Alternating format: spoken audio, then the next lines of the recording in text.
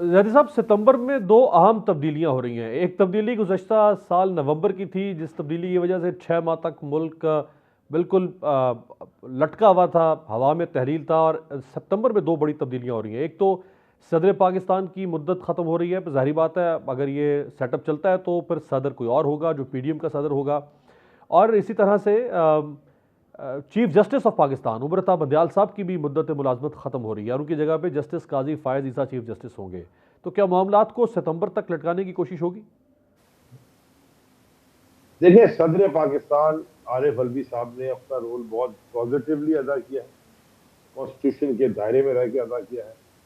और you know मेरी नज़र में very big shoes to fill. आप याद रखें, हमेशा कदर जाने के बाद होती है। यही बैठ के सारे जो टीवी के ऊपर प्रोग्राम करके जी महंगाई हो गई, 2 रुपए तेल बढ़ गया, मुंह नहीं खुल रहे उनके, 200-200 रुपए, 150-150 रुपए तेल बढ़ गया। ओ जी, इमरान खान की हुकूमत ने 2 रुपए तेल बढ़ा दिया। आज 75-74 डॉलर बैरल पे आ गया गिर के प्राइस तेल की। तो हमारे यहाँ और बढ़ रही है। तो हम तो यानी कि हमें उस वक्त बुरा भला कहते थे सारे मिलके, आज उनको सांप सूंघ गया।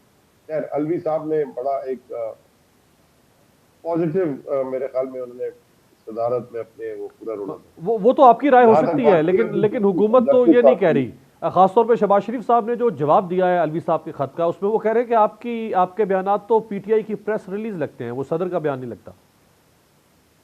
सदर साहब ने जो खत लिखा है वो आपने हम श्योर पढ़ा होगा। उसमें तो उन्होंने सिर्फ ह्यूमन राइट्स की वायलेशन की बात की है। He is the commander in chief of Pakistan.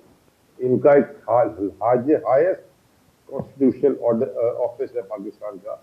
वो ये बुला के पूछ सकते हैं। उन्होंने एक ऑफिशियल खत लिखा है। मेरी इसकी समझ में नहीं आ रही।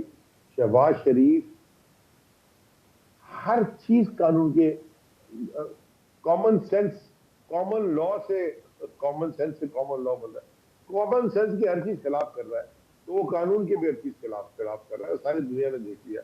और वो आया भी था। अब तो भाजपा का भी बयान आ करके उसने कहा था कि वो एक दो तीन जो है वो कानून चेंज करके इलेक्शन करवा देगा। जदी साहब, अगर अगर मैं आपके पर्सपेक्टिव में कह रहा हूं, वर्स्ट केस सिनेरियो, अगर सुप्रीम कोर्ट इलेक्शन कमीशन की मारूजात को तस्लीम कर लेती है और सुप्रीम कोर्ट इंतखाबात को सितंबर अक्टूबर तक मुलतवी कर देती है, इस फैसले की तायद कर देती है, ये वर्स्ट केस सिनेरियो आपके पर्सपेक्टिव में, तो फिर इसका मतलब है आपको तो तस्लीम करना पड़ेगा। और अगर मामला वहां तक चले गए तो इमरान खान तो कहीं ना कहीं कन्विक्शन का सामना करेंगे, सजा हो जाएगी।